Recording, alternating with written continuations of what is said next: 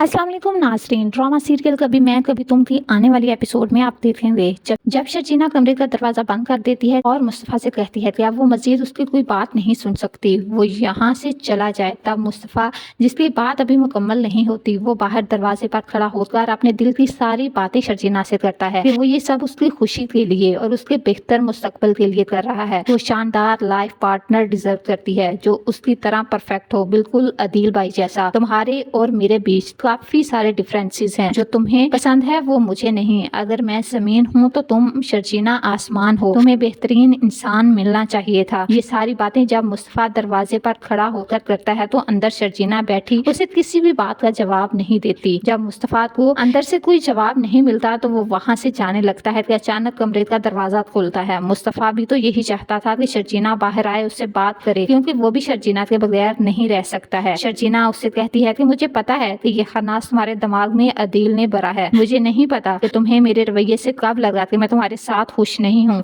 मैं तुमसे प्यार करती हूँ और तुम्हारे साथ बहुत ज्यादा खुश हूँ, और मैं इस बात पर अल्लाह का शुक्र अदा करती हूँ कि उसने मुझे अदील जैसे सेल्फ ऑब्सेस्ड इंसान से बचा लिया। अगर मेरी और उसकी शादी हो जाती तो मैं कभी भी उसके साथ खुश ना रह पाती। तब मुस्तफा को भी एहसास हो जाता है कि उसने शर्जीना के साथ ज्यादती की है। इस तरह का रवैया रखकर उसने उसे हर्ट किया है। वो शर्जीना से कान पकड़कर माफी मांग लेता है। तब शर्जीना उसे कहती है कि वो उसे एक सूरत पर ही माफ करेगी और उसके साथ घर चलेगी अगर वो आइंदा ऐसी कोई बात नहीं सोचेगा और अपने बारे में कभी नेगेटिव नहीं बोलेगा। तब मुस्तफा उसे कहता है कि आइंदा वो कभी ऐसी बात ना सोचेगा ना करेगा। तो दूसरी तरफ आप देखेंगे अदील तो रिमोट बॉय बन चुका है, जिसका रिमोट रुबाब के पास है। रुबाब ने कहा अदील खड़े हो जाओ तो वो खड़ा हो गया, और अगर उसने कहा बैठ जाओ तो अदील बैठ जाएगा। लेकिन अब अदील भी रुबाब से तंग आ चुका है। वो ज्यादा देर अब रुबाब के इशारों पर चलने वाला नहीं है। तो दूसरी तरफ अदील तो बहुत ज्यादा खुश था कि शर्जीना मुस्तफा को छोड़कर चली गई है, लेकिन अदील की ये खुशी ज्यादा देर रहने वाली नहीं। शर्जीना मुस्तफा के साथ जब वापस आ जाती है और दोनों एक साथ बहुत ज्यादा खुश होते हैं, दोनों को एक साथ देखकर तो अदील जलकर राख ही हो जाता है।